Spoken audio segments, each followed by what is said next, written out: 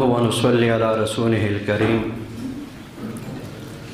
أما بعد فأعوذ بالله من الشيطان الرجيم بسم الله الرحمن الرحيم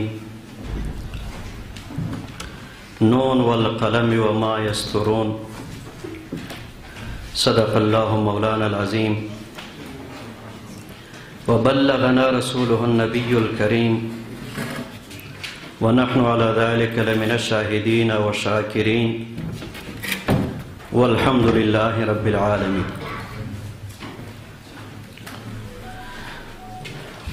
حضرات علماء کرام، اساتذہ کرام،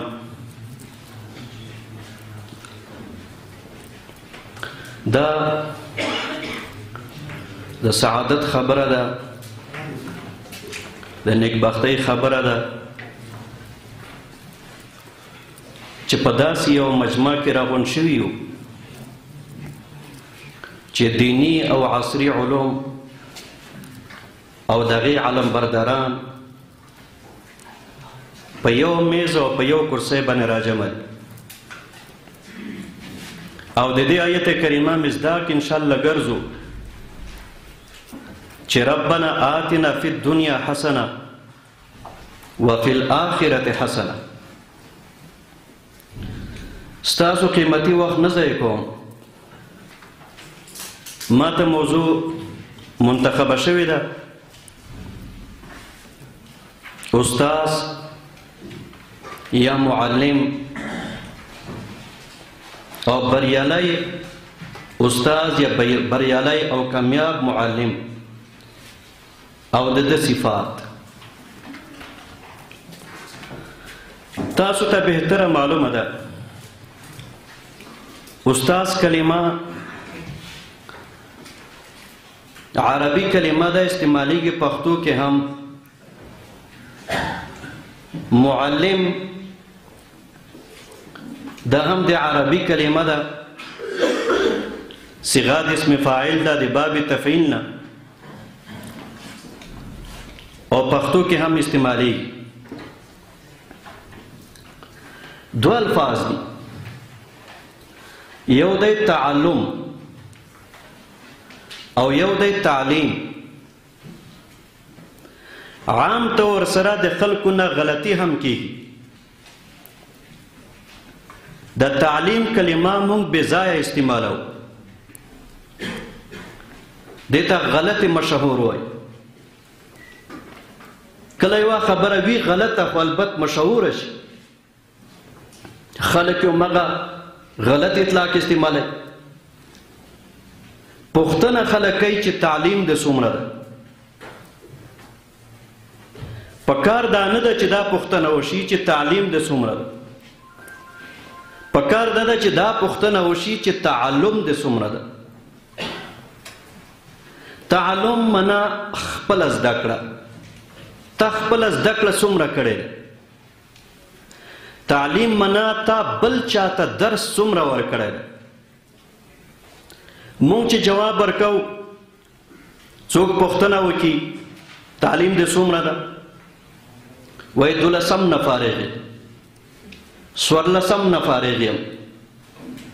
خو معنا دا ده چې ما زده کړه تر 12 پورې کړې ده، خپله ذاتي زده کړه ده. 14 نه فارغ یم، زما ذاتي زده کړه تر 14 پورې. او تعلیم معنا تا بل چاته څومره درس ورکړی. برحال داسې یو لغوي یا علمي نکته یا مناقشه ده. محترم ورونو، فلسفه په یوې موضوع باندې بحث کوي چې د انسان امتیاز د حیواناتو سره په څه ده. یعنې څه عوامل دي، هغه کوم احوال دي چې انسان د حیوان نه جدا کوي. یو خو د انسان او د حیواناتو جسمانی اعتبار سره یو بل نه امتیاز او جدایي ده. شکل او صورت، انسان په دوه خپو روان، خر په څلورو باندې درومي، د انسان یو شکل و دی وزې و د نورو حیواناتو بل شکل یو معنوي کمالات دي د معنوي کمالاتو په بنیاد باندې انسان د حیواناتو نه جدایي حضرت شاه ولی الله رحمت الله علیه په دې باندې ډېر ژور بحث کوي هغه ژور بحث نه کوو ځکه موضوع سره بیا ووځو خو دومره ویلی شو چې د انسان امتیاز د حیواناتو نه په ډېرو وجوهاتو سره دی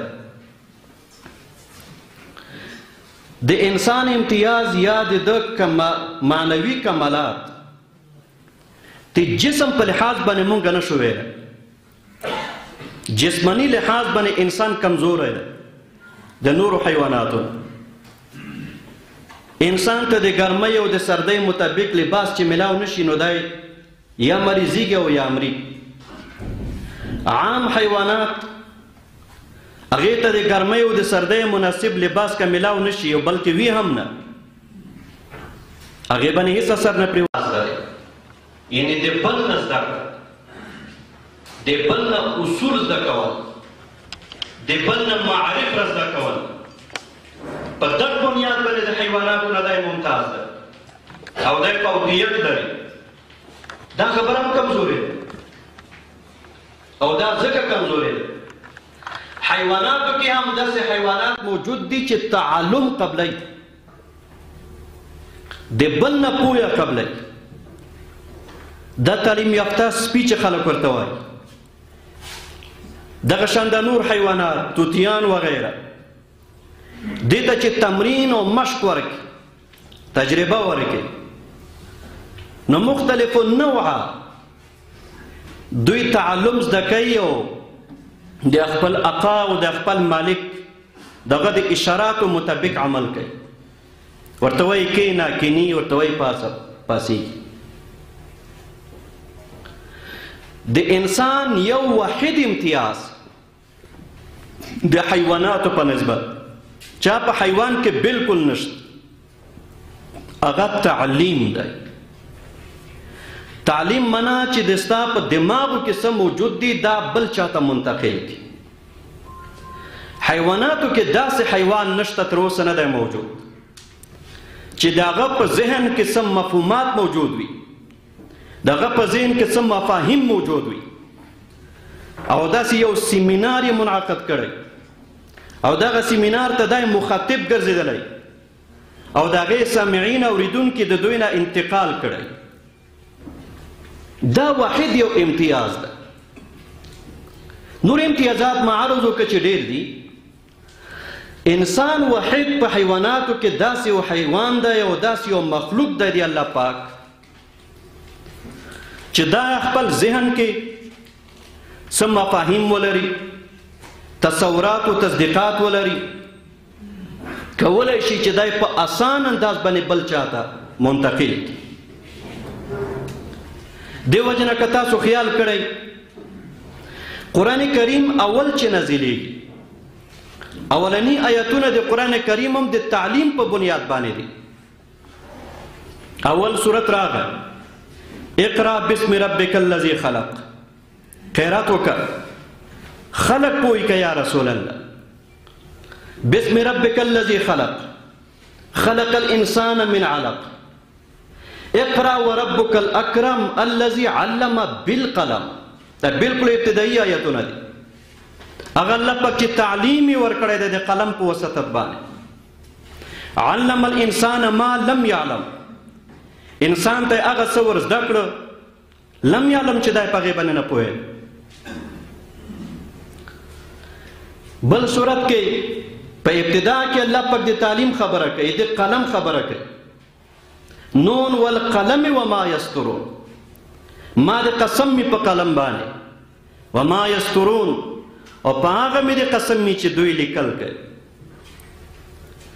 هل یستوی الذین یعلمون والذین لا یعلمون آیا هغه کسان چې پوه دي او هغه کسان چې ناپوه دي دا برابر دي قرآن کریم د هر کافر سره بحث و مناظره کړې ده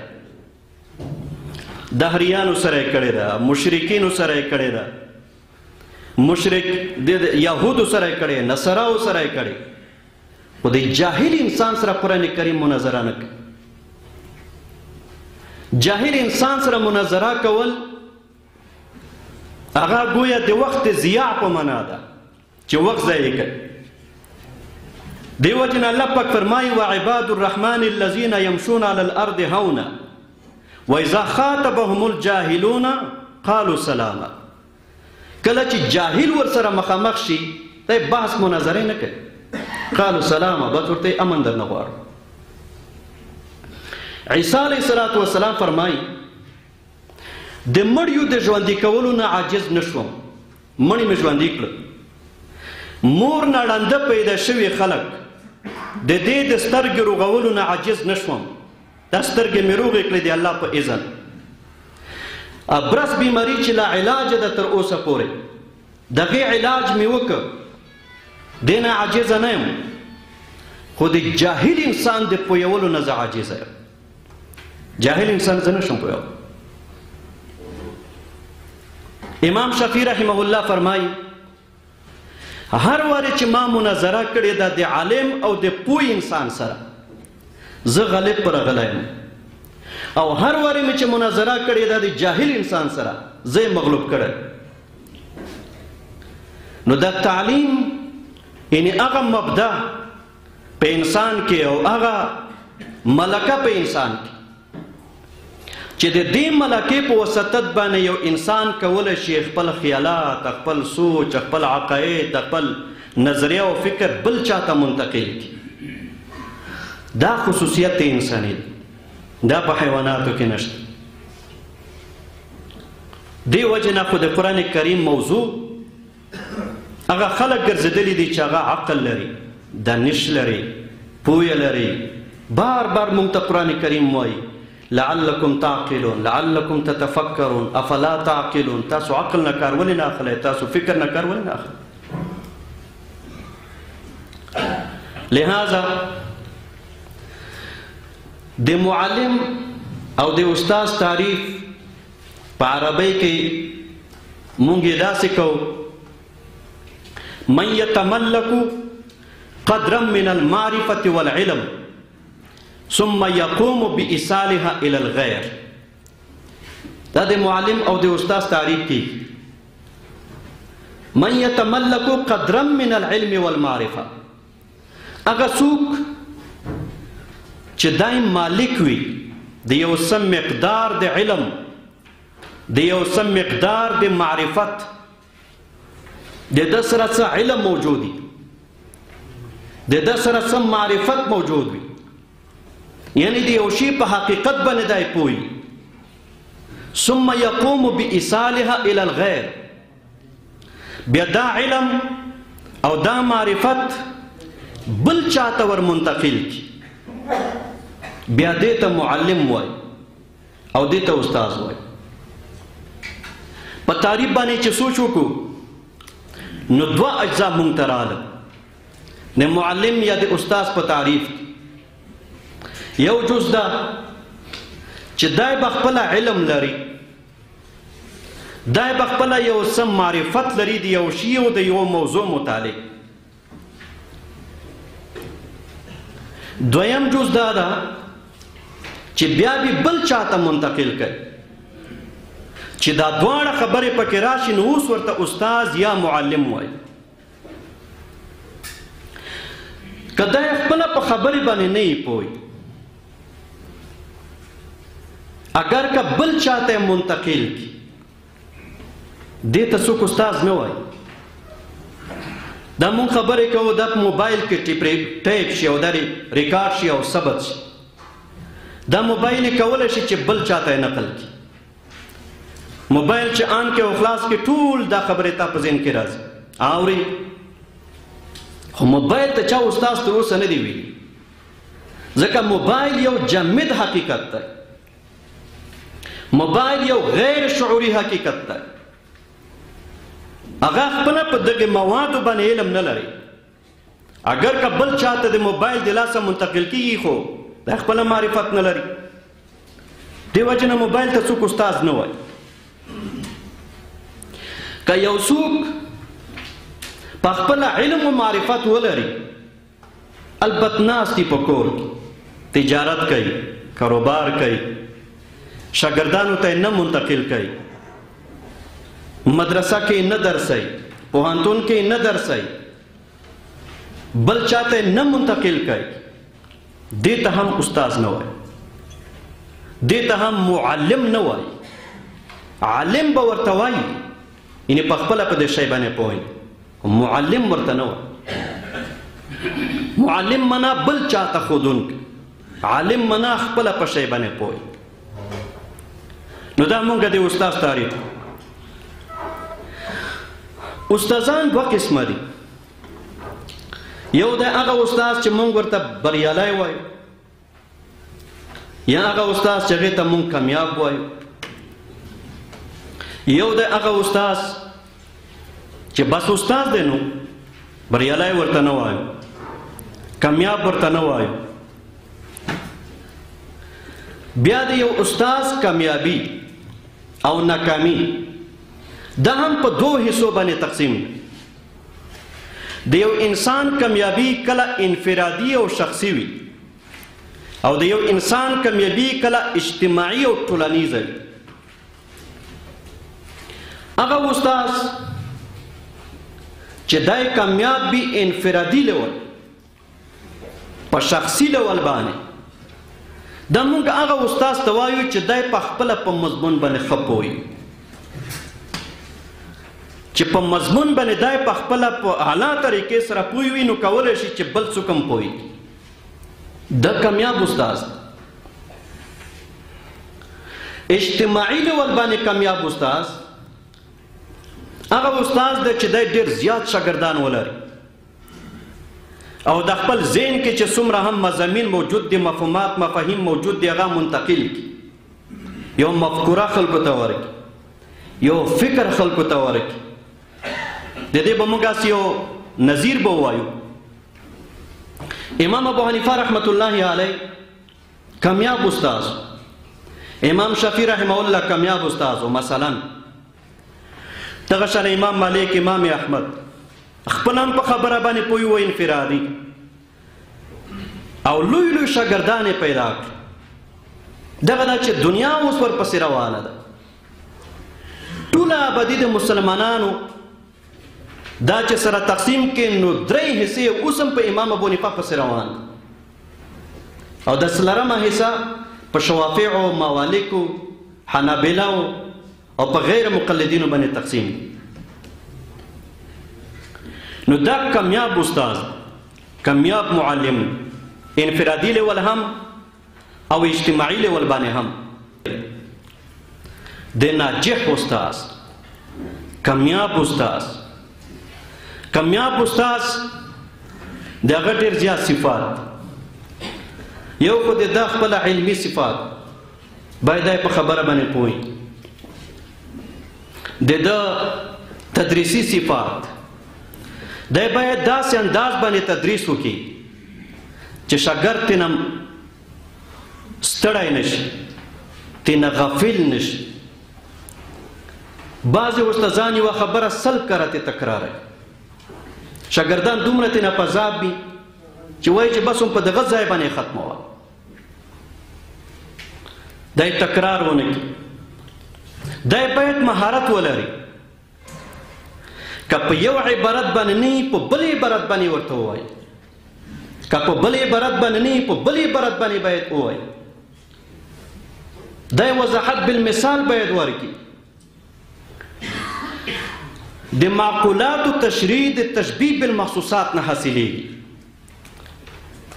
علوم خو عام طور سره معقولات دي، غیر مرئي امور دي، په سترګو په نظر نه راځي. دې باندې ښه پوهه ورکول هغه دا ده چې تشبیه بالمخصوص ورکړي، محسوساتو کې یو مثال ورکړي. حضور علیه الصلاۃ والسلام بهترین معلم د دنیا په مخ ته دی. حضور علیه الصلاۃ والسلام به صحابه کرام ډېر په ساده انداز باندې پوهول. یو صحابي فرمایي حضور علیه الصلاۃ والسلام داسې یو لکیر راوړ، بیا یې د دې سره داسې کاږې وږې لکیرې وکړې خطوط یې وباسل.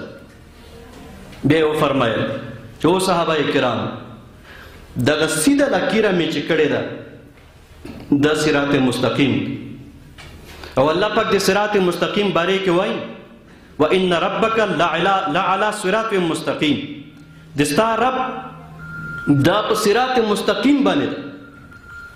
صراط مستقیم او خط مستقیم تاسو ته معنی ښه معلوم ده. خط مستدیر ده، خط مستقیم ده، خط منحنی ده.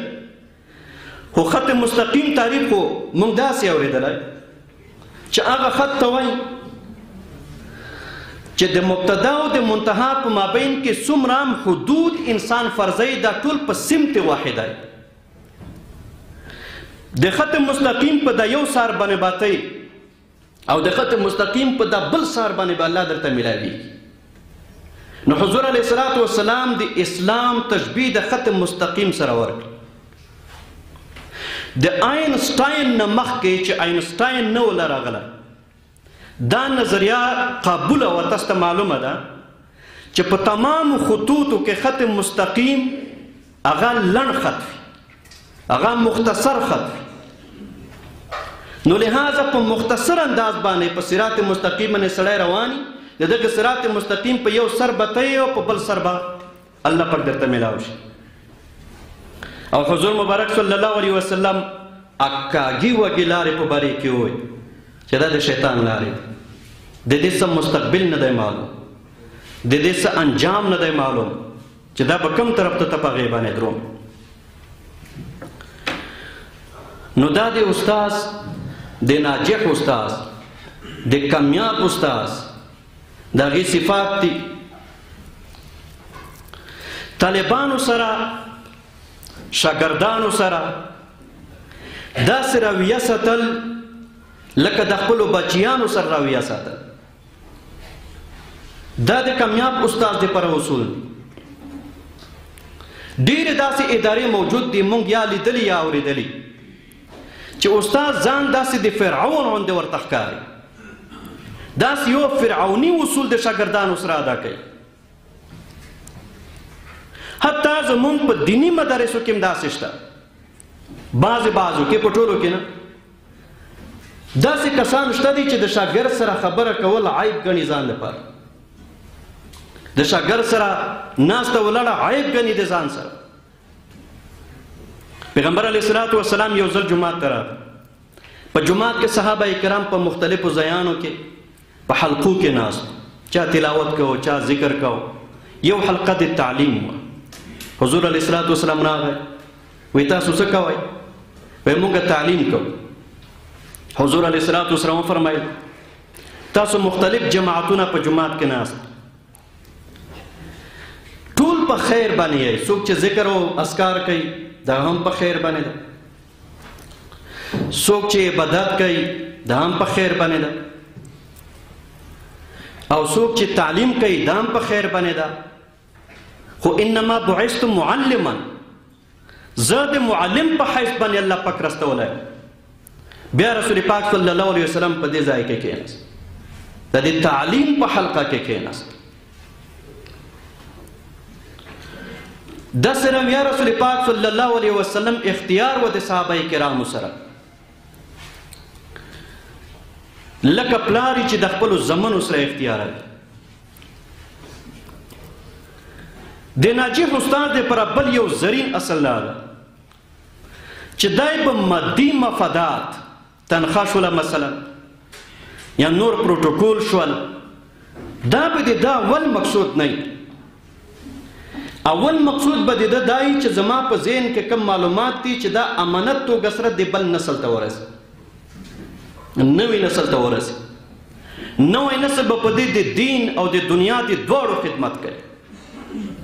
دین به هم په دې باندې استوار کړي، دنیا به هم په دې باندې استوار کړي، د وطن خدمت به هم په دې باندې وکړي او د دین خدمت به هم په دې باندې وکړي. کم یو انسان چې ذاتي مفادات یې وړاندې کړي دا استاد استازي بې برکته د زمانې په مرور سره د ده نه هغه علوم هم الله پاک اخلي، پوی هم الله پاک اخلي. کرونه خو ټول کېږي د بره نه راځي، الله پاک سبحانه وتعالی د طرفه. مخکې مغه حدیث بار بار ذکر شو، انما الاعمال بالنیات، درومدار د اعمالو په نیتونو باندې ده. په یو آیت کې الله پاک فرمایي کلا نمد هؤلاء وهؤلاء من عطاء ربک وما كان عطاء ربک محظورا.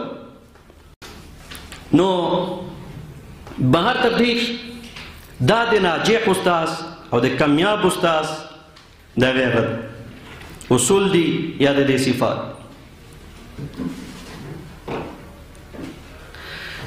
د کامیاب استاذ صفت د ټولو نه یو دا هم ده چې دی باید خپل علم، خپل تحصیل، خپل تعلم دا په ځای باندې سټاپ نه کړي، وای نه درئ.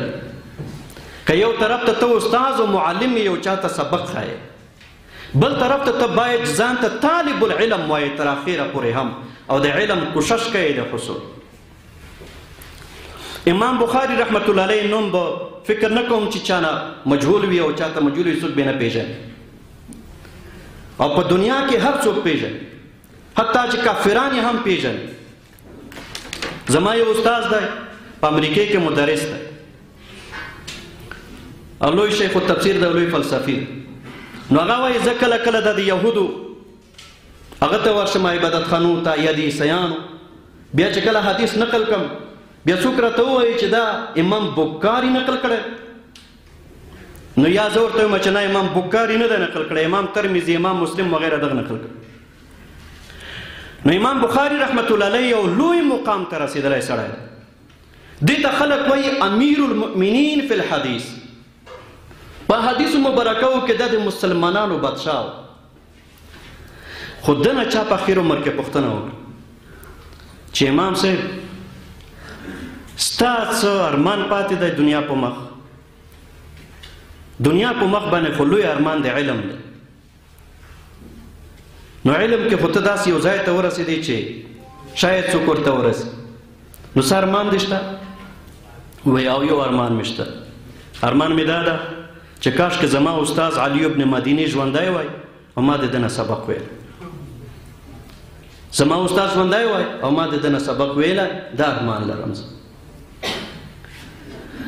کله هم چې یو څوک ځان ته عالم ووایي او بس اکتفا وکړي چې بس زما علم سر ته ورسه، کله هم چې یو معلم دا استاد چې په مکتب کې، پوهنتون کې، په لیسه کې او ځان ته پوره ووایي چې بس زه پوره یم، د الله پاک نصرت د دې انسان نه کټ کېږي. کله هم چې ځان علم ته محتاج ګڼي، که عالم وي او که معلم وي، که مدرس د مدرسې وي او که معلم د پوهنتون وي، دا انسان علم ته ځان محتاج ګڼي چې زه علم ته محتاج یم. او څوک چې علم ته محتاج وي او طلب د علم کوي، د الله پاک نصرت، د الله پاک امداد هم دغه شان ورسره شامل حال. قرآن کریم کې الله پاک وعده کړي دي کلا نمد هؤلاء وهؤلاء من عطاء ربک. که څوک دنیوي علوم اخلي الله فرمایي زه امداد کوم، که څوک اخروي علوم اخلي هغې زده کولو کوشش کوي، د هغې په طلب کې وي، زه د هغې هم امداد کوم. وما كان عطاء ربک محظورا، د الله پاک ورکړه، د الله پاک سخاوت دا د چا نه ممنوع نه ده. نو پکار دا ده چې موږ داسې استازي وکړو چې هغه په ټولنیز لیول سره هم فایدهمن وي، اجتماعي لیول سره فایدهمن وي، انفرادي لیول سره فایدهمن وي. که استاز په تعلیم او په تعلم کې خیانت کوي، دا د ده ذاتي مسله نه ده، دا یو ملي مسله ده. ملت ته پکې نقصان ده، نوي نسل ته پکې نقصان ده. آخري خبره کوم، یو ځای کې تبلیغیان راغلي او زه په یو مدرسې کې مدرس، بیا دا وایي چې وایي زموږ مدرسې ته څه کسان راغلي وو، تبلیغي کارګزاري بیانوي، وایي زموږ مدرسې ته یو څه کسان راغلي وو د بار ملک نه، هغه هم تبلیغیانو، وایي زموږ مدرسه یې وکته، بیا یې وایي پوښتنه وکړه چې دې مدرسه کې څه کېږي؟ وایي موږ ورته وایو چې دې مدرسه کې تدریس کېږي د قرآن او د حدیث د فقه. وایي هغې راته وایي چې ښه بس ایله بله بس دغه کار کېږي، ایله بله تدریس.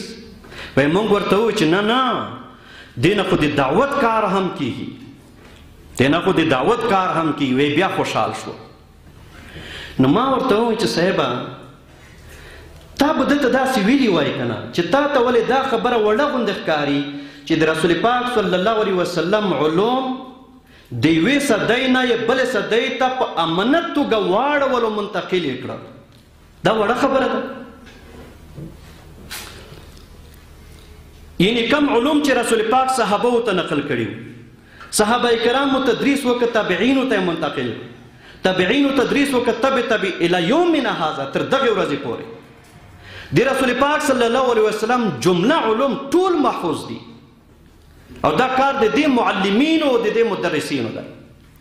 یوې پیړۍ نه بلې پیړۍ ته، یوې صدۍ نه بلې صدۍ ته په امانتداره توګه سره یې دا علوم بلې ته منتقل کړه چې نه یې څوک مسخه کولی شي، نه یې څوک تحریفولی شي، نه څوک ترې نه انکار کولی شي، نه څوک پکې څه ابهام پیدا کولی شي. دا وړه خبره ده.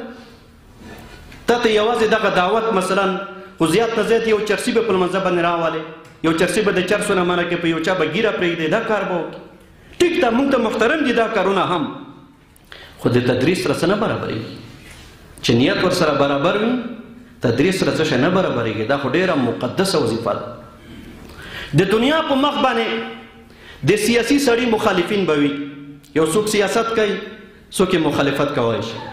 یو څوک قومنداني کوي، د هغې به مخالف موجود وي. یو څوک پولیس مشر یې هغې به څوک مخالف موجود وي. خو د معلم د مدرس هیڅوک نه دی مخالف. تاسو تجربه ده، څوک به هم داسې نه وایي چې پلنکای معلم ده او دا معلمي بد کار ده.